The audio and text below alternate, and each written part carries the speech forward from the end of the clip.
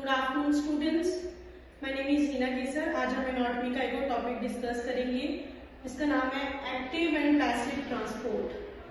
Active and passive transport in system that are means for transporting molecules through the cell membrane. Active और passive transport एक ऐसा system होता है जिसके through जिसका मतलब है कि हम ट्रांसपोर्ट करेंगे मॉलिक्यूल को सेल मेम्ब्रेन के थ्रू। नेक्स्ट है the membrane multitask component which gives structure to the cell.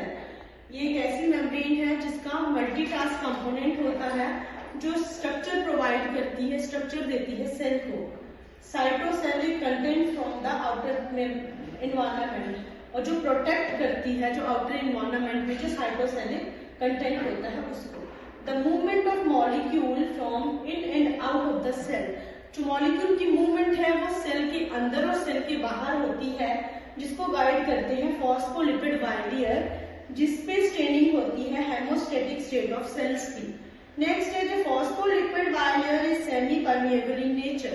जो फॉस्फोलिपिड बाइलेयर है वो सेमी परमिएबल इन नेचर होती है। वो परमिट करती है मॉलिक्यूल को ताकि वो फ्रीली पास हो सके मेम्ब्रेन में, किसके थ्रू, कंसंट्रेशन चैनल के थ्रू वो फ्रीली इधर बाहर से अंदर मूव कर सके। Next point is in simple words active and passive transport are the two key biological process. Simple word में बोला जाए तो एक्टिव और पैसिव ट्रांसपोर्ट क्या है, दो की बायोलॉजिकल प्रोसेस है जो इम्पोर्टेंट प्ले रोल करते हैं, वाइटल रोल प्ले करते हैं। न्यूट्रिएंट्स को सप्लाई करने के लिए वाटर्स को सप्लाई करते हैं, ऑक्सीजन को सप्लाई करते हैं, और जो अदर वाइटल मॉलिक्यूल्स होते हैं सेल्स के, उनमें से वेस्ट प्रोडक्ट को एलिमिनेट करने में हेल्प करते हैं। नेक्स्ट पॉइंट है both active and passive transport work for a similar cause. दोनों सेम कारण से काम करते हैं विद अ डिफरेंट एक्शन, लेकिन इन दोनों का अलग अलग एक्शन होता है। Next point is the key difference between active and passive transport is that active transport force molecule against the concentration gradient।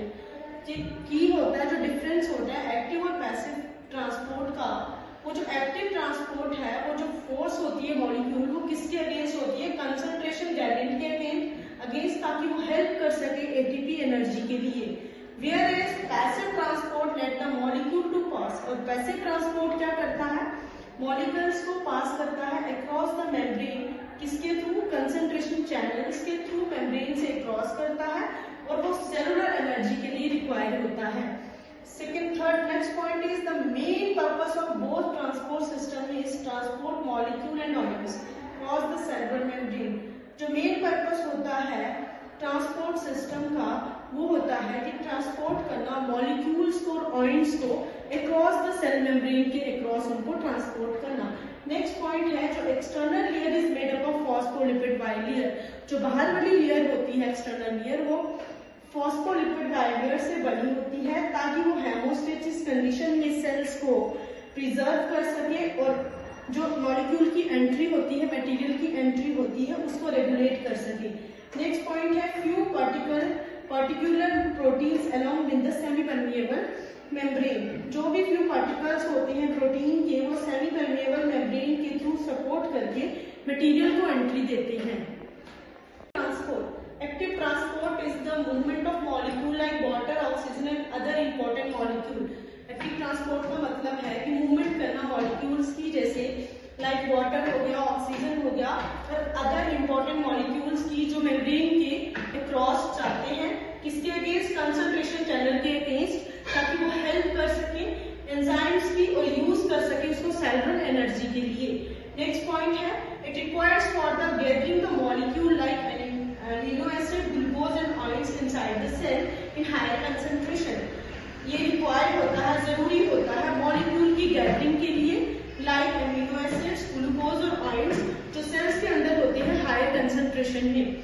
Next है एक्टिव ट्रांसपोर्ट को टू टाइप्स में डिवाइड किया गया है। पहला है प्राइमरी एक्टिव ट्रांसपोर्ट, सेकेंड है secondary active transport. जो प्राइमरी एक्टिव ट्रांसपोर्ट है वो ट्रांसपोर्ट करता है मॉलिक्यूल्स को ताकि हम केमिकल एनर्जी के लिए यूज कर सके और मॉलिक्यूल को पुश कर सके। नेक्स्ट है सेकेंडरी एक्टिव ट्रांसपोर्ट, वो प्रोटीन, उसमें प्रोटीन प्रेजेंट होते हैं सेल मेम्ब्रेन में, उनको यूज किया जाता है इलेक्ट्रोमैग्नेटिक ग्रेडियंट के लिए मूव कर सके मॉलिक्यूल्स को।